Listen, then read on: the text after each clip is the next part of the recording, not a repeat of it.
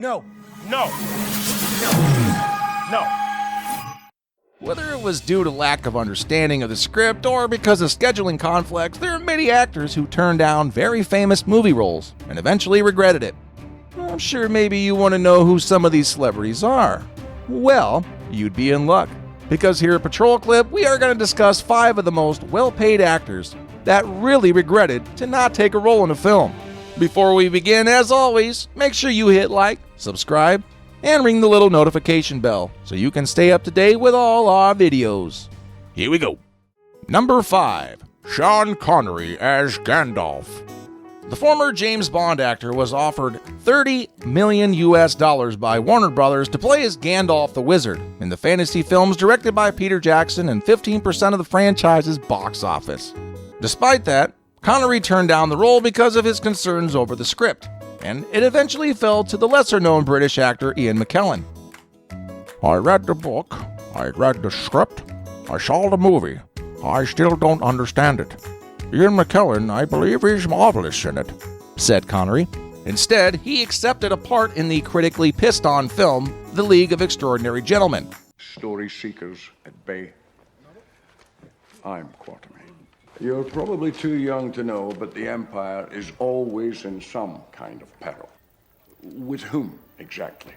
Which lost $12 million at the box office. Yikes. He has since retired from acting. The Rings trilogy went on to make $2.9 billion in box office takings, with the first film alone raking in more than $1 billion. And that is an encouraging thought. If Connery had accepted the Gandalf role, his 15% of those takings would have been worth $450 million. That sucks to be you, Mr. Bond. Number 4. Tom Cruise as Edward Scissorhands. Both Tom Cruise and Robert Downey Jr. were seriously considered for the role. Cruise was interested, but his need-to-know curiosity ended up costing him the part. The screenplay writer Caroline Thompson stated, "He was asking the kind of questions about the character that can't be asked for this character. Part of the delicacy of the story was not answering questions like, how does he go to the bathroom? How does he live without eating all those years?" Tom Cruise was certainly unwilling to be in the movie without those questions being answered. Are you serious? Of course, in the end, it was Johnny Depp looking to shake off the teen heartthrob image he had acquired through his starring role on cop show 21 Jump Street. Ow! Fuck! Doug Penhall, DEA, you're under arrest. Guns down, all of you! Domingo, tell him! Put him down. Put him down. Nice! Yes! Shut the fuck up! The movie wasn't going to address those types of things, and Cruise wasn't interested in doing it unless they were.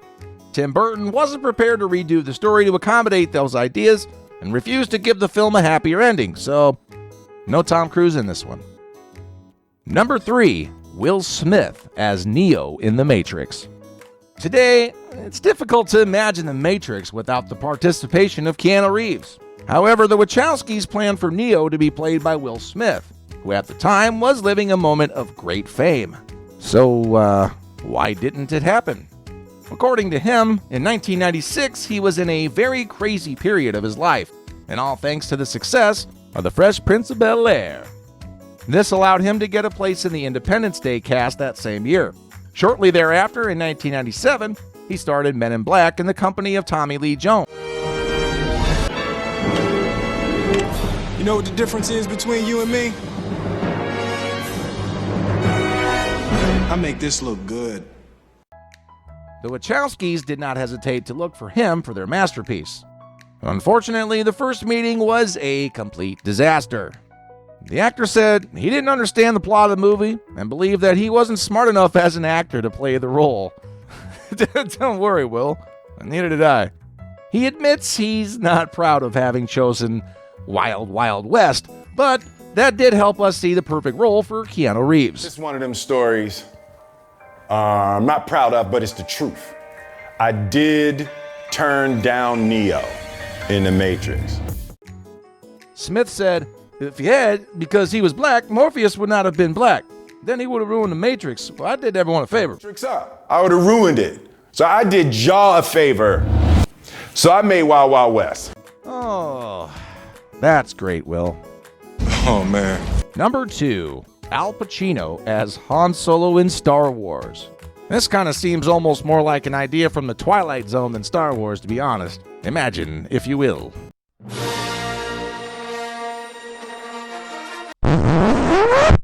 The Scarface star, presenting himself as an artist aware of his legacy, but humble about it.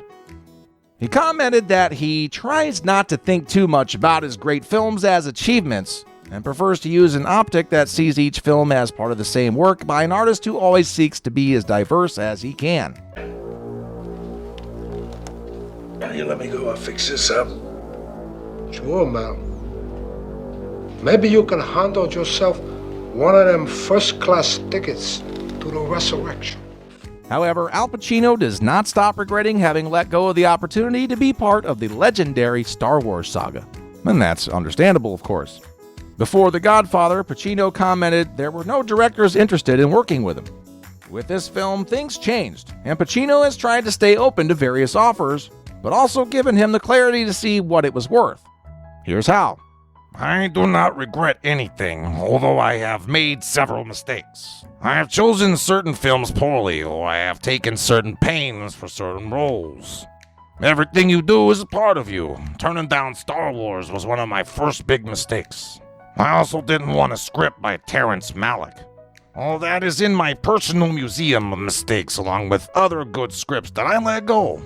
Of course, Harrison Ford managed to land the role and catapult himself into Hollywood stardom. Number 1. John Travolta as Forrest in Forrest Gump.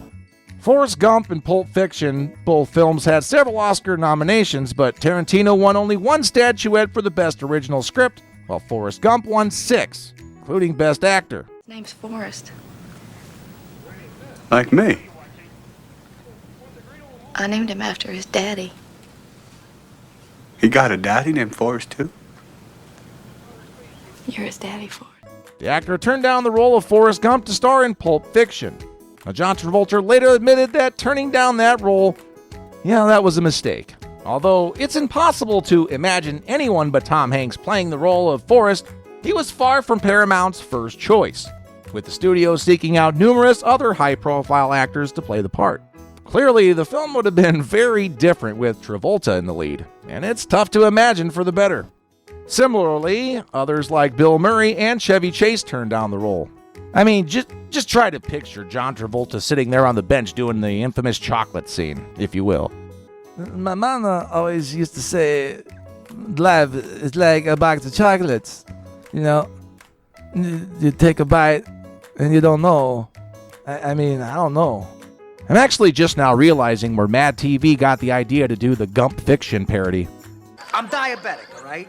I don't want any of your damn chocolates. What are you, stupid or something?